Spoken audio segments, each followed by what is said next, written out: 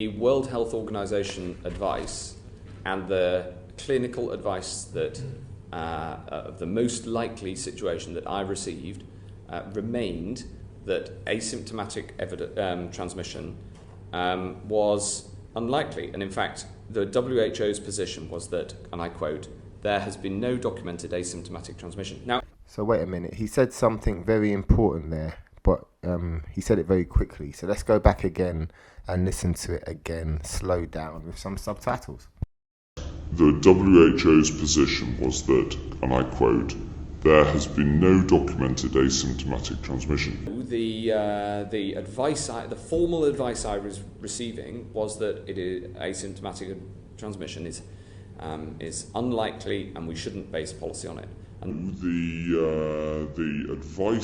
formal advice I was receiving was that asymptomatic transmission is unlikely, and we shouldn't base policy on it.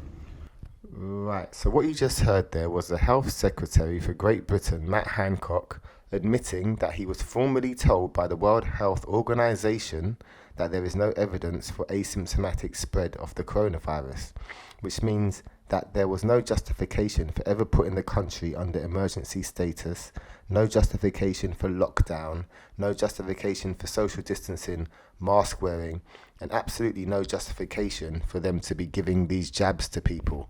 These jabs would be illegal if we were not under emergency status. So the reason we are still on lockdown and the lockdown was extended is because if they came out of lockdown and stopped all restrictions, they would have to then stop giving the jabs because the jabs would not be legal. So until they've given as much jabs as they can, they're not going to stop with the lockdowns. So I'm telling you this not to upset you, but the way out of this is that we collectively all start saying no.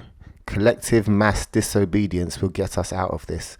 We have to say no to lockdown measures. We have to say no to mask wearing. We have to say no to social distancing. And we have to absolutely say no to accepting any injections from the government with any of these so-called vaccinations. We need to not take them. If you've taken them already, more are coming. Don't take any more boosters. We all have to say no. The only way out of this whole situation is for us all to collectively say no.